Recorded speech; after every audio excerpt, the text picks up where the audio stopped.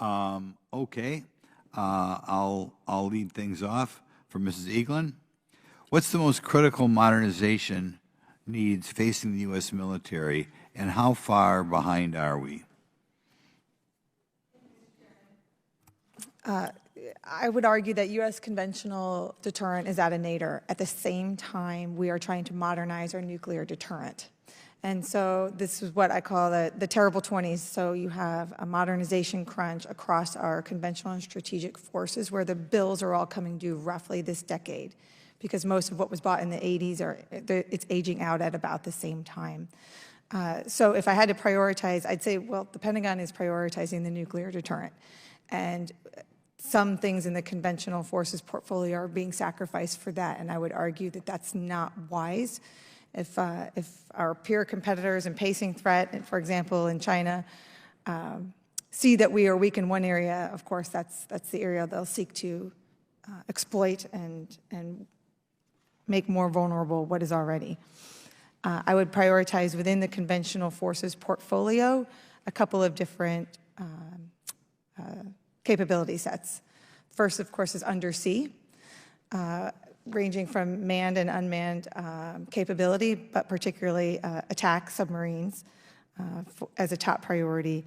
I would focus on the need for competition within maintaining competition for future fighter development, such as the NGAD program. To do that, Congress would need to agree to continue F-15 procurement after this year when it is slated to end. Having one fighter production house in the United States is not healthy for the kind of competition you and Ranking Member Garcia outlined in your opening statements. But the Pentagon has to pay for that up front. It doesn't come without a cost, and historically, Congress has shown they don't want to do that. Lastly is the size of the U.S. Army. The active duty force, I don't believe Congress would have ever actually voted on the Army shrinking by nearly 100,000 active duty soldiers in the last 5 years, which is essentially what's happened because of the recruiting challenges facing the U.S. Army. This standing force is considered one of our bulwarks against aggression around the world, and we need a large and capable Army.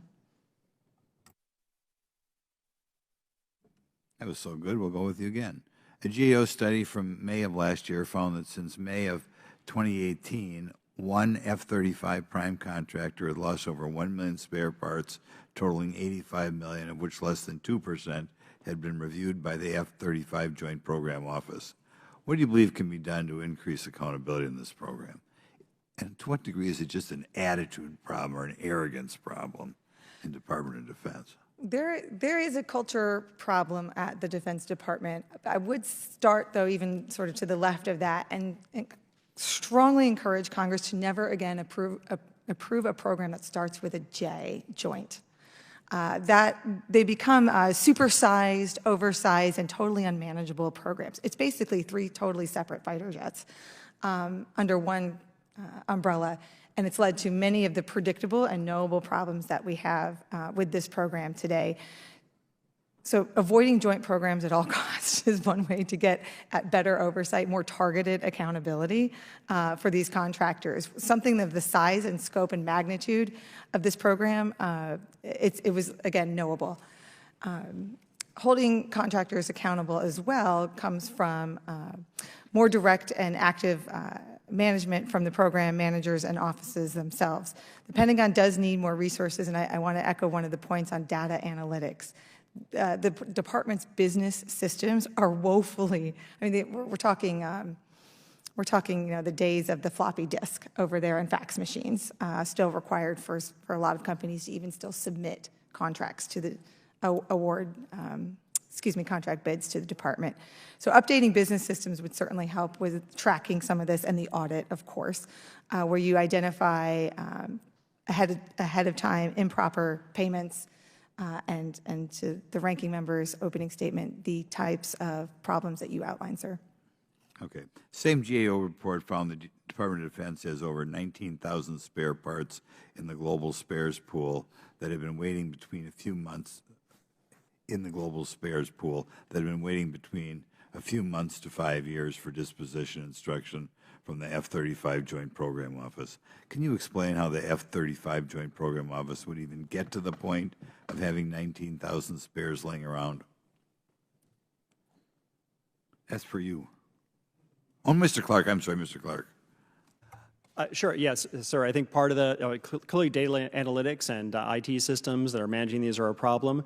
The bigger problem is the role of the prime contractor in managing spare parts inventories. Right now, the contractor, Lockheed, is having to both use parts to be able to field new airplanes and field parts to be able to support existing airplanes that are out in the fleet.